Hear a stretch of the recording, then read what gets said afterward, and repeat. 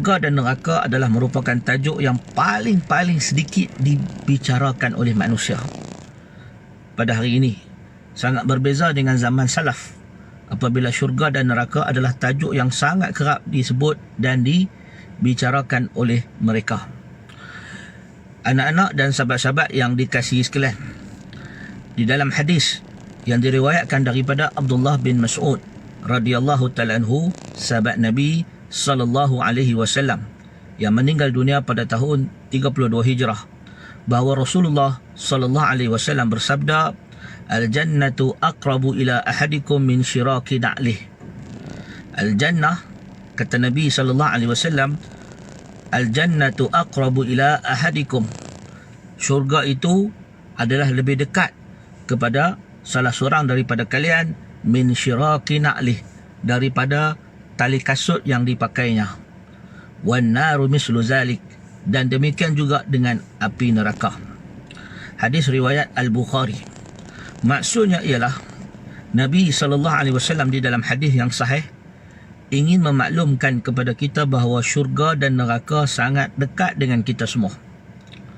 Syurga dan neraka sepatutnya menjadi satu topik yang sangat dekat dengan hati kita.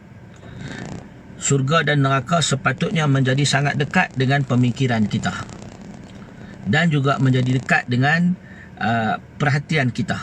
Maka demikian diriwayatkan daripada sahabat-sahabat Nabi sallallahu alaihi wasallam pada zaman mereka sentiasa berfikir tentang syurga dan neraka setiap hari. Dalam setiap tindakan, dalam setiap perkara, mereka memikirkan, mereka bercakap, mereka membayangkan, mengimpikan syurga dan takut daripada neraka. Kenapa melakukan demikian? Kerana syurga.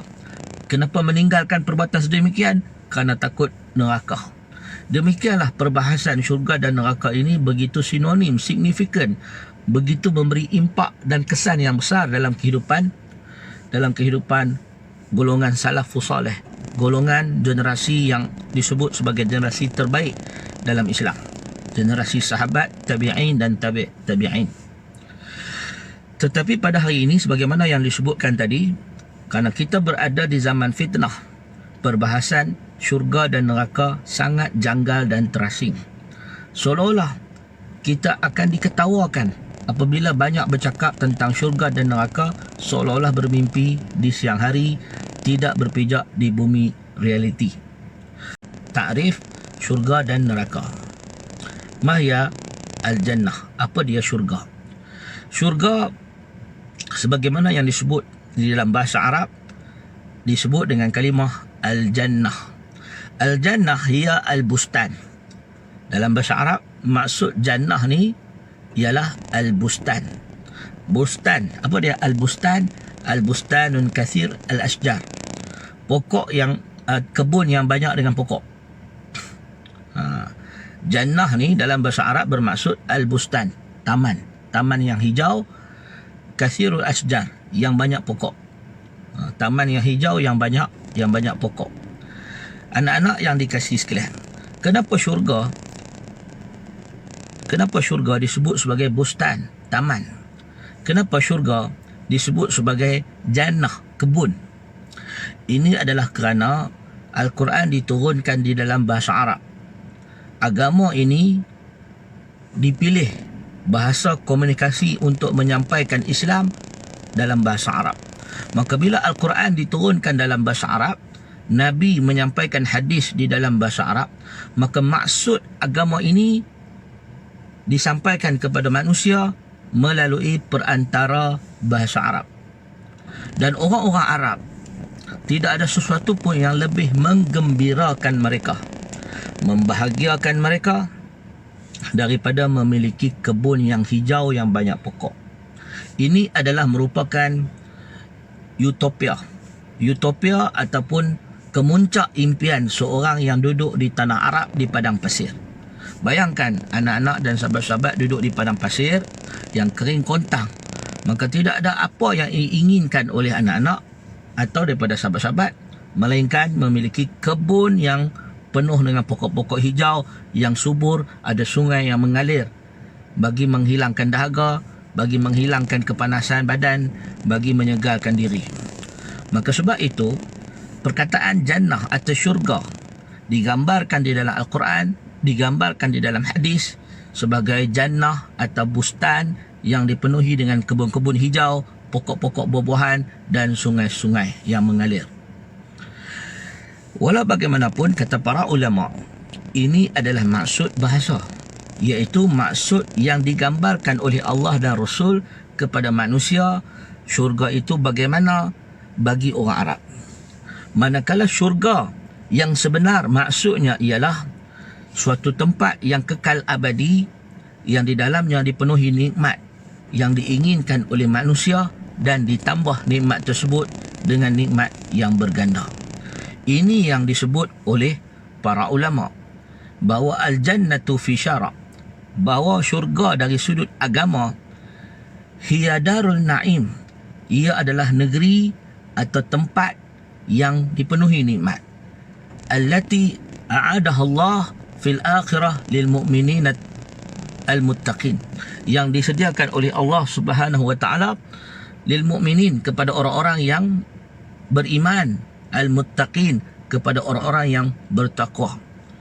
Maknanya, anak-anak dan sahabat-sahabat yang dikasihi sekalian, pengertian syurga dari sudut syarak tak ada kaitan dengan hijau pokok, tak ada kaitan dengan sungai. Sebab ada orang, dia kata kalau dia nak syurga, dia tak nak pokok. Selama ni dia hidup dalam hutan, asyik dengan pokok sepanjang hayat dia di dunia, duduklah hutan dan hanya minum air sungai. Dia kata kalau aku ni nak masuk syurga, aku tak mau dah tengok sungai, aku tak mau dah tengok pokok, aku nak duduk di bandar, nak duduk di kondominium. Maka tidak ada masalah, kerana syurga itu, definisi sebenar syurga dari sudut agama ialah darun na'im. Darun na'im, iaitu satu tempat yang dipenuhi dengan kenikmatan yang disediakan oleh Allah kepada orang-orang yang bertakwa dan beriman pada hari kiamat. Maknanya, kalau kita tidak mahu hijau, tak ada masalah. Tak nak pokok, tak ada masalah. Kerana syurga dari sudut definisi yang sebenar dari sisi syarak ialah tempat manusia diberikan kenikmatan yang abadi, yang dipenuhi dengan apa yang diinginkan. Maknanya apa? Maknanya Allah Subhanahu wa taala menjadikan apa yang ada dalam syurga itu sesuatu yang penuh dengan nikmat. Penuh nikmat. Maksudnya nikmat, maksudnya banyaklah benda apa yang dia nak ada dalam syurga. Ada dalam syurga, yang mana disebut oleh para ulama, disebutkan hijau itu, disebutkan pokok-pokok dan sungai itu hanyalah kerana maksud bahasa orang Arab.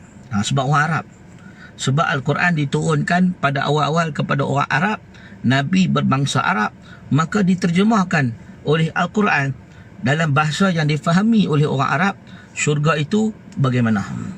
Kalau Allah turun dalam Al-Quran, syurga itu adalah bandar metropolitan, bandar yang maju, ada teknologi, naik kereta terbang dan sebagainya, orang Arab tak faham.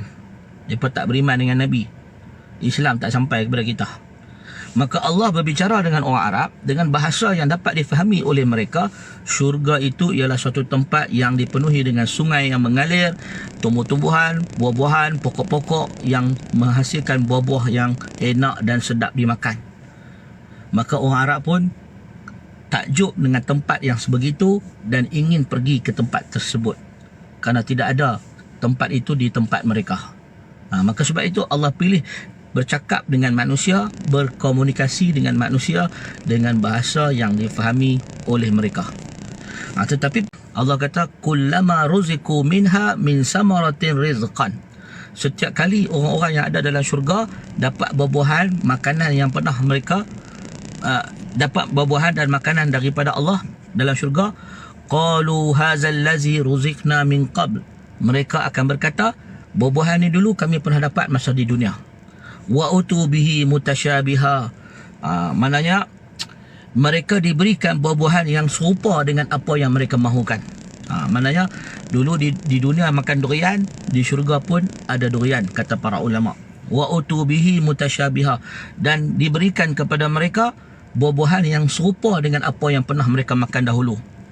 Jadi maknanya, kata para ulama, Allah Subhanahu wa taala sengaja memberikan kepada mereka buah-buahan, makanan yang mereka inginkan, yang sama di dunia ini tetapi dengan lebih nikmat dan lebih bernilai, lebih sedap, lebih enak dan lebih nikmat. Jadi itulah yang dimaksudkan oleh para ulama, Darun Naim, negeri yang dipenuhi nikmat. Jadi anak-anak yang dikasihi sekalian, maka apabila kita sebut di dalam syurga, Nabi SAW menyebut bahawa nikmat yang ada di dalam syurga itu akan semakin bertambah. Nikmat dalam syurga ni bukan sikit-sikit punya nikmat, tetapi nikmat dalam syurga itu ada tambahannya, sebagaimana dalam surah Qaf ayat 35. Lahum ma yasha'una fiha, lahum ma yasha'una fiha, mereka di dalam syurga, ma yasha'una fiha, akan mendapat apa sahaja yang mereka inginkan, waladaina mazid, dan dari sisi kami tambah lagi nikmat itu. Allah sebut dalam Quran, lahum ma yasha'una fiha, bagi ahli syurga mereka dapat apa yang mereka mahu, waladaina mazid, dan dari sisi kami tambah lagi nikmat. Jadi anak-anak dan sahabat-sahabat yang dikasihi sekalian, maka syurga ni punya dahsyat nikmat yang Allah sediakan. Allah sediakan banyak nikmat di dalam syurga. Maka sebab itu kata para ulama, apabila syurga itu dipenuhi dengan nikmat yang banyak, maka demikian juga dengan neraka. Jadi sebab itu, kalau orang tanya, logiknya orang tanya, kenapa syurga ni Allah sediakan kepada manusia? Jawapannya kerana supaya hidup ini tidak sia-sia. Orang yang beriman, orang yang menolong orang lain, orang yang melakukan kebajikan dan membantu manusia yang dalam kesusahan, orang yang beramal soleh, maka ganjaran untuk mereka tidak cukup dengan apa yang ada di dunia, tak cukup, tidak mampu memberi keadilan kepada mereka. Hanya dengan syurga, nikmat yang besar dari Allah, baru mampu membalas perbuatan-perbuatan mereka. Maka sebab itu Allah Subhanahu Wa Taala menjadikan syurga sebagai ganjaran kepada kita yang beramal soleh. Kerana dunia ini sangat sementara. Dengan usia kita 65 tahun, 70 tahun di atas muka bumi ini sangat tidak signifikan. Bayangkan kita berada di atas bumi yang sangat kecil. Bumi yang sangat kecil. Dan dalam bumi yang kecil ini, kita belum mampu nak travel ke seluruh dunia atau bumi yang ada. Dalam 180 negara di dalam dunia ini, kita tak mampu nak travel ke semuanya sepanjang hayat kita. Kita tak mampu nak pergi berjalan di seluruh dunia. Asia Tenggara ni pun kita tak mampu nak pergi ke Thailand, ke China, ke India, ke Indonesia, ke Filipina. Kita nak travel semua tempat pun kita tak sempat. Kita nak travel satu dunia lagi tak sempat. Tak sempat. Tak menyempat, tak cukup masa. Dan sepanjang hayat kita nak habiskan dengan travel satu dunia. Kemudian nak berkahwin, kemudian nak ada anak, kemudian nak cari rezeki, kemudian nak membina kehidupan. Tak cukup masa. Bermakna dunia ini secara biologinya tidak dijadikan untuk kita spend masa pada dia. Kalaulah dunia ini memang untuk kita hidup selama-lamanya, maka tak berpadan dengan tempoh usia kita atas muka bumi yang singkat ini. Sebab tak cukup nak buat apa pun. Maka disitulah muncul suatu bukti yang jelas bahawa kita perlu memilih prioriti, keutamaan. Apa yang kita perlu buat dengan usia yang terhad ini? Nak mengembara, nak membina keluarga, nak mencari nafkah. Sebenarnya agama telah mengajar kita dengan usia yang terhad itu, kita beramal saleh untuk mengumpulkan bekal menuju ke hari akhirat yang kekal abadi. Maka kebijaksanaan Allah Subhanahu Wa Taala, kebijaksanaan pencipta, kalau kita lihat dalam semua haiwan-haiwan, tumbuh-tumbuhan di atas muka bumi ini, dia punya tempoh jangka hayat atau lifespan, tempoh jangka hayat setiap binatang tumbuhan di atas muka bumi ini, semuanya sangat-sangat berkait rapat dengan fungsi masing-masing. Ada haiwan yang umur dia 10 tahun, ada haiwan yang umurnya cuma seminggu, ada haiwan yang umurnya cuma sehari, dan semuanya ada fungsi yang tertentu. Kebijaksanaan Allah yang menciptakan langit dan bumi. Dengan maka begitulah dengan maksud neraka. Kalau syurga meminjam perkataan jannah, meminjam perkataan kebun, kerana orang Arab ni memang gila ke kebun, memang gilakan taman, memang sangat sukakan kehijauan, maka Allah meminjam perkataan an-nar. An-nar, api neraka, kerana manusia, khususnya orang Arab, perkara yang ditakuti oleh mereka ialah api. Duduk di tanah Arab, duduk di padang pasir, tidak ada sesuatu pun yang lebih menyeksakan daripada panas mentari, panas. Maka kerana itu Allah Subhanahu Wa Taala memilih seksa menggambarkan kepada manusia azabnya datang dalam bentuk api. Maka disebut ta'rif an-nar. An-nar tuqalu lahib wa fi syara'. Maka sebab itu dalam bahasa agama yang sebenar, maksud neraka yang sebenar di sisi agama ialah hiya darul azab. Hiya darul azab. Neraka ialah negeri atau tempat yang dipenuhi dengan azab, yang disediakan oleh Allah Azza wa Jalla, yang disediakan oleh Allah Subhanahu wa Ta'ala fil akhirah, pada hari kiamat, lil kafirin, kepada orang-orang yang kafir, dan kepada orang-orang yang berdosa. Orang-orang yang berdosa, yang derhaka kepada Allah dan Rasul. Maka sebab itu, anak-anak dan sahabat-sahabat yang dikasihi sekalian, sebagaimana syurga ialah darun naim, negeri dan tempat yang dipenuhi dengan nikmat, maka neraka ialah darul azab, negeri yang dipenuhi dengan azab dan siksa yang disediakan kepada orang-orang yang kafir, yang mendustakan ajaran Allah dan Rasul, yang derhaka kepada Allah dan Rasul. Jadi hakikat sebenar neraka itu tidak semestinya kena api yang membakar semata-mata, tetapi segala jenis kesiksaan, segala jenis penderitaan. Jadi anak-anak dan sahabat-sahabat yang dikasihi sekalian, perlu faham bahawa neraka ini sebagaimana syurga, masing-masing ada ciri-ciri atau karakternya. Ada ciri-ciri dan karakternya. Yang pertama, keluasan dia. Syurga itu sangat luas. Begitu juga neraka sangat luas. Sebagaimana syurga ada banyak pintu. Syurga ni dia ada banyak pintu. Maka begitu juga neraka ada banyak pintu. Syurga mempunyai 8 pintu. Syurga mempunyai 8 pintu. Sebagaimana di dalam hadis yang diriwayatkan daripada Sahal bin Sa'ad radhiyallahu ta'ala anhu, bahawa Rasulullah sallallahu alaihi wasallam menyebutkan bahawa fi jannati samaniyatu abwabin, dalam syurga ada 8 pintu. Dalam syurga ada 8 pintu. Jadi pintu-pintu syurga ni apa dia? Salah satunya pintu yang kita telah lalu dalam bulan Ramadan lalu, pintu yang disebut Ar-Rayyan, pintu bagi orang-orang yang berpuasa. Begitu juga di dalam syurga ada pintu salat, ada babus salah, ada babul jihad, ada babus sadaqah, dan ada babus saum atau disebut babur rayyan, pintu bagi orang yang berpuasa. Maka kata para ulama, sebahagian riwayat mengatakan dalam hadis tadi Nabi sebut ada bab salat, pintu puasa, pintu jihad dan pintu sedekah. Kemudian para ulama menamakan lagi 4 pintu, iaitu pintu babut taubah, pintu taubat, babul al-kazimin bil ghaiz, bab pintu orang yang menahan marah.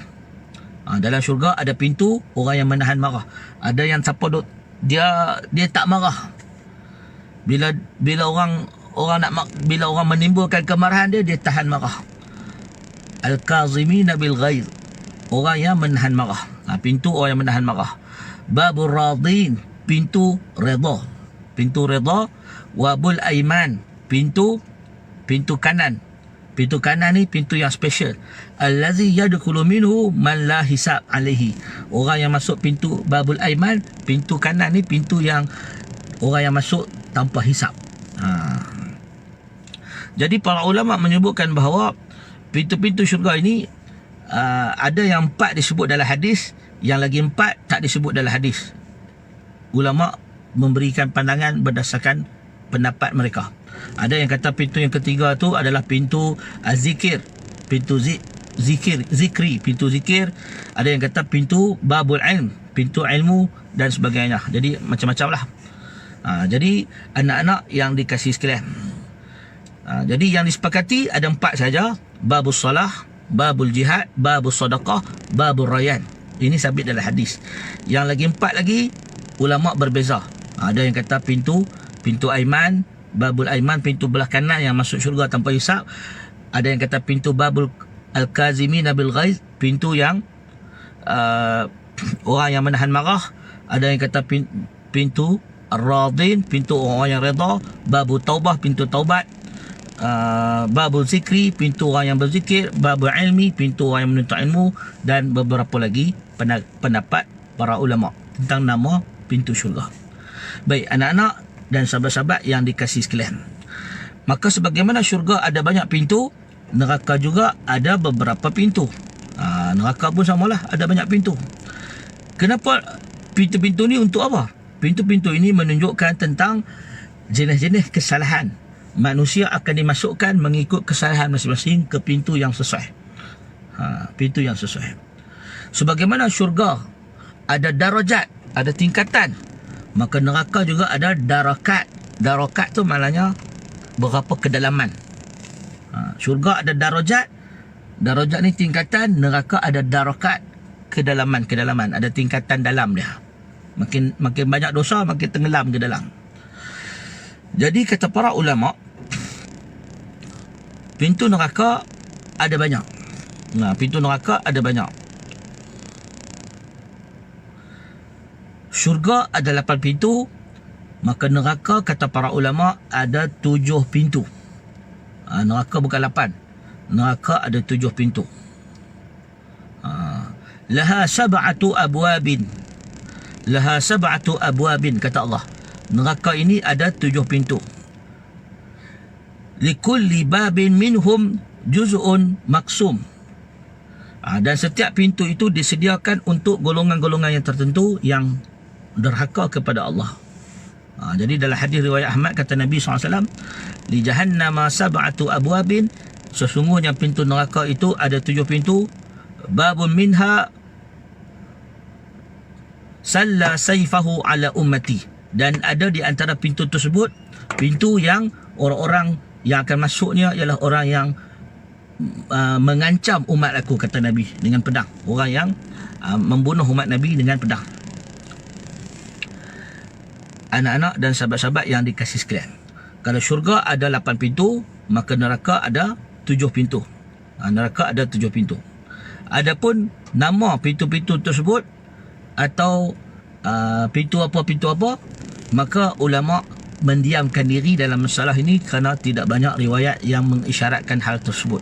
Dalam hal ini umumnya tak ada sanad ataupun riwayat yang kukuh, yang kuat yang menyebut pintu apa seperti pintu syirik atau pintu qital, pintu membunuh orang, atau pintu zina, atau pintu arak. Tak disebutkan secara jelas di dalam hadis Nabi SAW, tetapi hanya pendapat para ulama. Jadi ulama berbeza pendapat dalam hal ni. Ada yang kata kita tak boleh nak bincang pasal tak ada dalil yang mengisyaratkan hal itu. Ada yang kata pintu-pintu itu lebih kurang macam pintu neraka, pintu syurga. Kalau syurga ada pintu solat, pintu zakat, pintu sedekah, maka neraka juga ada pintu meninggalkan solat, pintu derhaka kepada ibu bapa, pintu zina, pintu tamak, pintu kelekut, pintu bakhil dan sebagainya. Wallahu a'lam. Itu adalah ijtihad para ulama dalam masalah ini. Tetapi ia termasuk perkara ghaib, maka yang setepatnya, sebenarnya sebagaimana yang disebut oleh Imam Ibn Qayyim, mengambil langkah tauqif, berdiam diri dalam hal ini adalah lebih sahih. Jadi anak-anak dan sahabat-sahabat yang dikasihi sekalian, maka begitu kita sebut tentang syurga dan neraka, kedua-duanya memiliki bentuk-bentuk pintu dan sebagainya, kedalaman yang sangat dalam.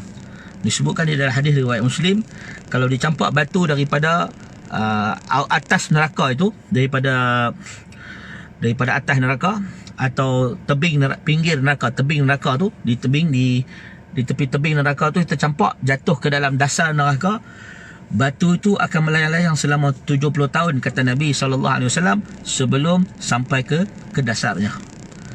Ini menggambarkan dalamnya api neraka. Baik, anak-anak dan sahabat-sahabat yang dikasihi sekalian, ada orang pernah bertanya, apakah relevannya Allah menciptakan neraka, sedangkan Allah terkenal sebagai Maha Pengasih lagi Maha Penyayang? Kenapa Allah akan menyiksa hamba-hambanya sedangkan dia Maha Penyayang? Maka jawapannya, ini adalah kerana Allah Subhanahu Wa Taala juga Maha Adil. Bayangkan di dunia ini ada seorang yang zalim dan jahat yang telah menyiksa manusia, yang telah menzalimi ramai orang dan menumpahkan darah ramai orang. Sebagai contoh, kita ambil dalam sejarah Genghis Khan atau Attila the Hun, pemerintah-pemerintah yang zalim dalam sejarah, yang bunuh ribuan, ratusan ribu, jutaan manusia. Kalau orang-orang seperti ini, kita hukum dia dengan hukuman yang ada di dunia, kita gantung dia, maka dia hanya mati sekali. Sedangkan orang yang dia bunuh, tak terkira ribuan, jutaan manusia yang dibunuh. Mana keadilan dia? Ramai orang menjadi sengsara, ramai orang menderita kerana dia seorang, tapi dia dibunuh, dah habis. Sedangkan penderitaan, kezaliman yang dia buat tidak cukup sekadar dengan hanya sekali mati. Tetapi di dunia ini kita bukan boleh hidupkan dia, bunuh dia sekali lagi, hidupkan dia, bunuh dia sekali lagi. Maka tidak dapat keadilan tercapai di dunia. Namun di akhirat, Allah Subhanahu Wa Taala menyediakan pelbagai azab, keadilan yang adil di sisi Allah untuk orang-orang yang berdosa ini mendapat hukuman yang setimpal. Bagi orang yang berkata dengan akal yang cetek, mungkin mengatakan bahawa zalim, Allah tak patutlah menyiksa hamba-hamba dia dan sebagainya. Cuba kalau anak perempuan dia dirogol dan dibunuh, ketika itu apa dia nak buat? Adakah dia akan mengampunkan pembunuh dia, pembunuh anak perempuan dia? Cuba kalau isterinya dirogol atau dibunuh. Cuba kalau harta bendanya dicuri, dirompak. Cuba kalau dirinya dianiaya dan ditindas. Maka ketika itu dia pun akan membunuh atau akan mencela, mencaci maki dan mendoakan kebinasaan pada orang yang telah menganiaya dia. Kalau begitu, demikianlah Allah Subhanahu Wa Taala menyediakan keadilan di hari kiamat di dalam neraka kepada orang-orang yang zalim dengan keadilan. Kata kuncinya ialah keadilan. Allah tidak akan mengazab hambanya secara zalim. Maka setiap siksaan dalam neraka itu setimpal dengan perbuatan hamba, sebagaimana yang dijamin oleh Allah di dalam Al-Quran. Maka sebab itu segala azab yang kita baca yang menakutkan, ia sebenarnya setimpal dengan perbuatan manusia di dunia ini. Begitu juga Allah Subhanahu Wa Taala membalas kebaikan kita setimpal dengan apa yang kita lakukan di atas muka bumi ini, dan digandakan oleh Allah dengan rahmatnya. Maka sebab itu anak-anak dan sahabat-sahabat yang dikasihi sekalian, logik akal bagi orang yang berfikir dengan waras, syurga dan neraka wajib ada dan perlu ada. Jika tidak, dunia ini doesn't make sense. Dunia ini macam tak masuk akal. Tak masuk akal.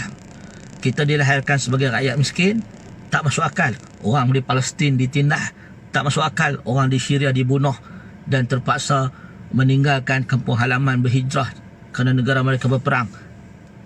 Bukan kesalahan mereka, tak masuk akal. Mereka terseksa, kemudian mati, dan tidak ada syurga dan neraka. Hidupan ini adalah sia-sia. Doesn't make sense. Tak masuk akal. Kenapa? Kerana walau seekor semut pun yang ada atas muka bumi ini ada purpose, ada tujuan dan ada fungsinya.